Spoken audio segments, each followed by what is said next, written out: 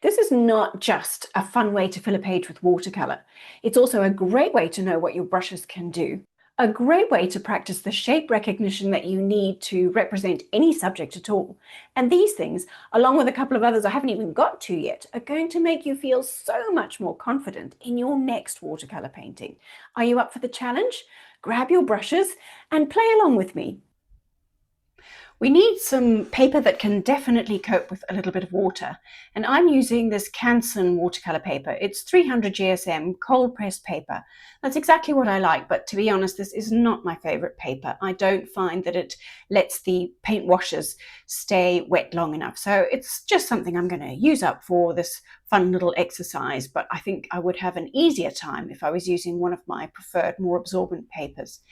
And we can do this exercise with any of our brushes, and I recommend changing it up and using a different one. But I'm mostly going to work with this dagger brush because it's a new purchase for me, and honestly I'm feeling a bit of a clumsy klutz with it.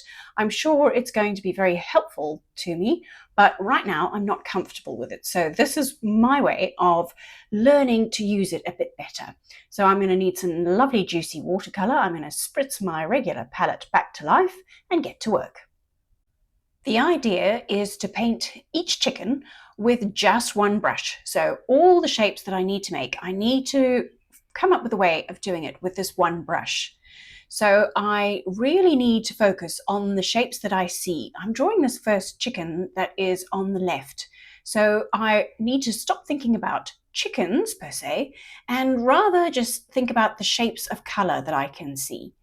And while I'm doing it, I'm trying to see what I can do with this interesting shaped dagger brush. When I turn it around, I can get more of a triangle shape. When I tip it on the very edge, I can get a fine line. So I'm trying to use all of that to my advantage. And I'm just using one color. At the moment, I've chosen like a yellow ochre color to put down sort of a base color. And then really, it's just a case of looking for the big shapes of color. I can see some darker shapes there at where the sort of the base of the chicken is more in shadow. So I've swapped to burnt sienna, and I'm again using my brush to put in the shapes that I see. And this is where I'm starting to try and understand my brush a little bit more. If you do this with a round brush, it's a good deal easier. But again, it's a kind of a fun and helpful exercise to work out just what kind of a shape you can make. When we normally do a brushstroke exercise per se, because I'm not a huge fan of exercises, drills and that kind of thing is really not my jam at all. But I think when you have a little project, a simple thing to paint, something like a chicken, and you break it down even further to say, I'm not really painting a chicken, I'm just painting the color shapes that I can see in the chicken. And then use that as your little challenge to see, can I represent those shapes in as few brush strokes as possible and only using this one brush.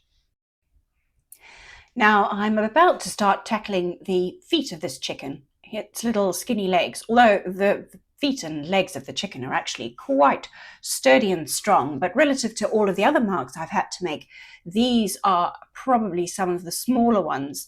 And this is where the dagger starts to come into its own, because it really can make a very fine point on its tip. A round brush can do that too, but the dagger is slightly different because it's a little bit more, perhaps more expressive because of that interesting curved angle that it has. So this is a good way for me to explore just what I can do with it and how accurate I can be. The other part of his little body that's going to require some fine detail is the beak. So I'm really taking advantage of that fine tip to put in a tiny little sort of a triangle shape just to suggest his beak. And I'm putting it hopefully in the right place. We'll see. This is kind of part of the joy of a little project like this, is it gives you a chance to practice trusting yourself. The other thing that we are practicing here is letting go of detail. I'm really not worrying about articulating all the little details in his head, even his eye, I'm actually not going to worry about. I just want the main things that will make him recognizable. That's his little beak and a suggestion of that comb and wattle. Now I could almost leave this little guy here because he's a recognizable chicken at this stage, but I do think that I'd like to add a little bit more of those dark shapes that I can see on the bottom left of his body, where that's in shadow, that's the bit closest to the ground. So I am adding my darkest brown color here and just putting in an extra shape. And this is where, if I had been a little bit quicker and maybe used a little bit nicer paper, those paints would have still been, the washes would have been a little bit more damp and the blends would have been a little bit more natural. But let's move on and have a go at the second chicken here. I'm only on chicken number 2, but you can see I'm already feeling a little bit more confident. Those bigger swoops of the brush I'm rather enjoying, and they're showing me the lovely expressive shapes that I can get out of this dagger brush. So it's something that is a really fun way to spend a bit of time in an afternoon, is to fill a page like this, because it's kind of a low pressure way to experiment, but don't underestimate how much it's actually offering you. So far, I'm just working in that yellow ochre and really appreciating the shapes, and I can feel that I'm getting better at identifying the shapes in the bird and then trying to make those shapes on the paper. And I love these first sort of loose, fresh washes. In a perfect world, I would love to be able to make the painting using only these fresh washes. But of course, I suppose that is the challenge, to be able to get everything you wanted to say into that one brush stroke. I'm adding in my darker color shapes now, and I'm really interested to see how much of those original fresh loose washes I can preserve.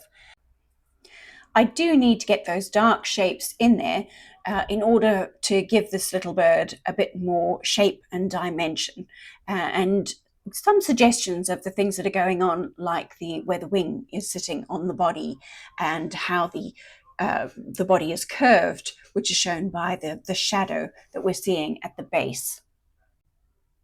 If you haven't tried this approach of just painting color shapes like this before, putting in the values in shapes, and not worrying particularly what the subject is, it can be a little bit tricky to get your head around. But my best advice is to not be thinking so much about the chicken and not be judging everything that you put down. Don't put a mark down and get disappointed if it doesn't instantly read chicken. You have to kind of trust the process and just keep placing the marks, looking for each sort of color block, each shape, put one mark down next to the next, and don't judge it until you're finished. And honestly, don't be too judgy even then. Remember that even if you don't end up with something that is convincing to you as a chicken, there's still so much you've already learned about using your brush, about putting these colors next to each other and how much they flow into each other or don't. So that even if you don't end up with a magnificent chicken at the end, because let's be honest, that wasn't really our goal in the first place, even if you don't end up with something magnificent at the end, you still probably had quite a lot of fun, and you've put in some very useful brush miles that are going to stand you in excellent stead going forward into the next painting.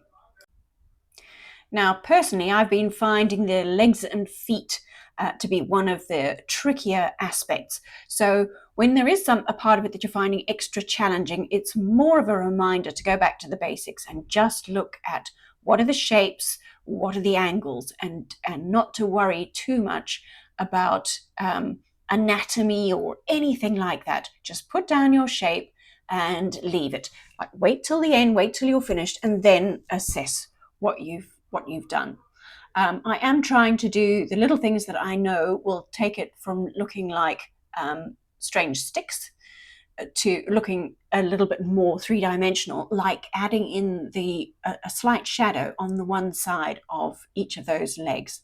And I'm just very subtly suggesting some of those you know, the little spurs and the claws and all of that sort of thing that's going on with the chicken. I think you get into trouble the more you try and add in there. You kind of just want to give one or two suggestions of some of the things you're seeing and then leave it alone. And you'll be surprised, the eye will fill in so much of that. So I'm pretty happy with this one's body, and we just need that final little flourish of red, little suggestions of the wattle and comb, and a little triangle for the beak, and then we can call him done. Right, I'm on to chicken number 3 now, and this one is a fair bit darker, so I'm actually going to start with the burnt sienna this time and use that as my lightest colour for him, probably. Him? Her? I think that's a him. Anyway, one of the things that I think is also quite valuable is to be repeating painting the same subject. These chickens, what's quite nice is it's the same bird, but each one is a little bit different. There's enough familiarity in the subject that you feel increasingly comfortable with the next bird and the next bird after that. But there's also enough of a tiny little change here and there to keep it interesting. And the other thing that I find that this encourages is that you automatically start trying out different things. For example, I don't think that I did quite as much dropping in of the dark color earlier on. And I think that's just because I was kind of getting comfortable with the little exercise that I'd set for myself, and starting with focusing on the shapes. But now that I'm kind of into that a little bit more, I'm trying different things here. So the dropping in the color, I like the way that worked. And now I see I feel like I'm using this dagger brush a little bit more effectively. I found a way to make marks that I am rather enjoying to suggest his feathers. I'm really enjoying the way those bristles on the brush are kind of splitting and giving us sort of a dry brush effect.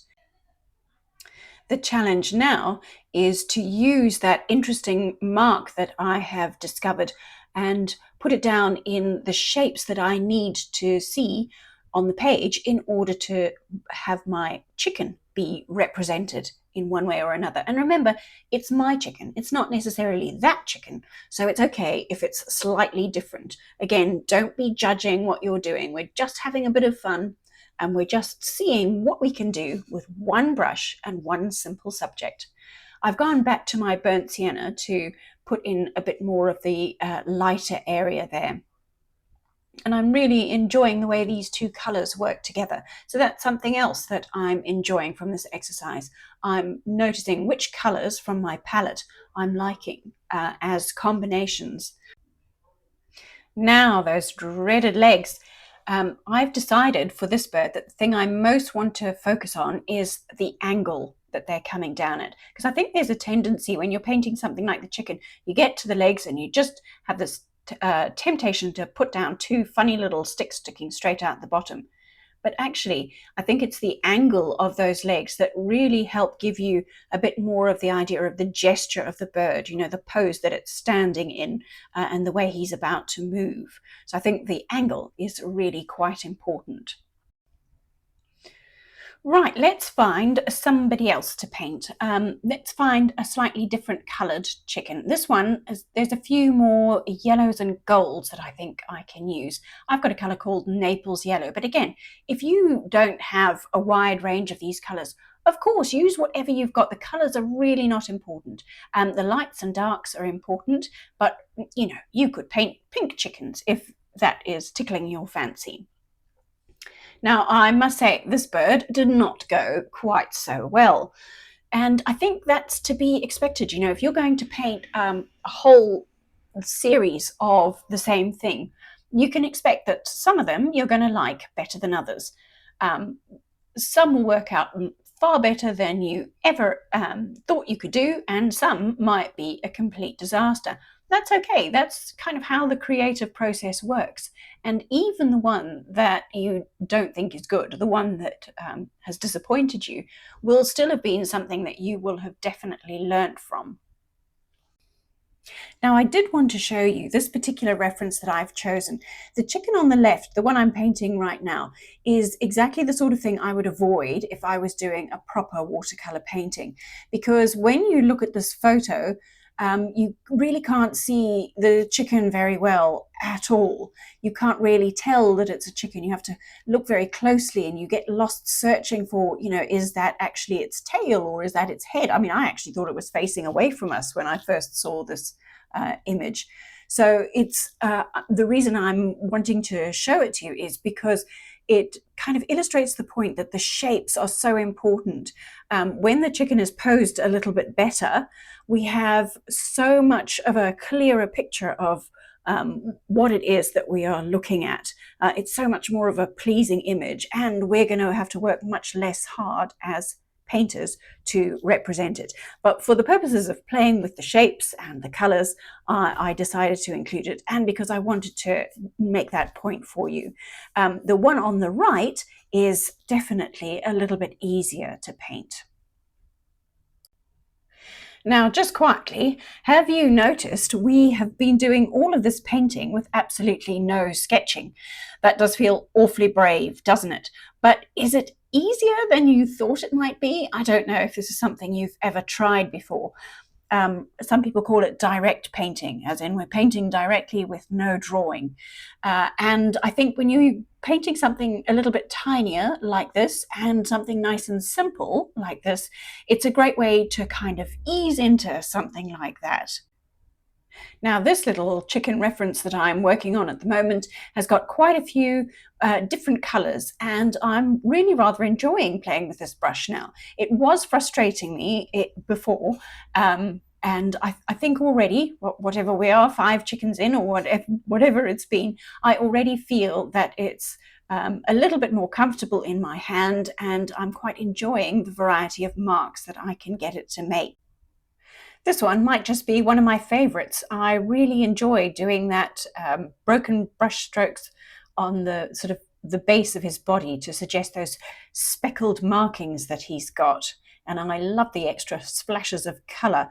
And I'm really enjoying using this brush to put in the bits of grass. But for this last little space that I really felt I could squeeze in an extra chicken, I've swapped to my favorite brush, which is it's a round mop brush. Nice big round with a very fine point. And I'm giving myself the same rules. I have to use just that brush. So if I use the very tip, I can make the fine marks, and if I use the belly of the brush, I can make a big wide mark. And I'm following the same approach, but seeing how different it is using a different brush. And I have to say, as soon as I put this brush in my hand, I did feel much more comfortable, which I think really just makes the point that it's whatever has been in your hand the most is what you're going to feel a lot more comfortable using. It kind of makes sense, doesn't it? So it's just a case of a bit more practice. So whatever brushes you have, I hope you get them out and have a little play. Now, if all of this has got you in the mood to paint a whole chicken a little bit larger, I bet you wish I had a video just like that. Well, you're in luck. I do. It's one that really will put you in a very good mood. So I'm going to pop it up on the screen and you can watch that one next. Happy painting.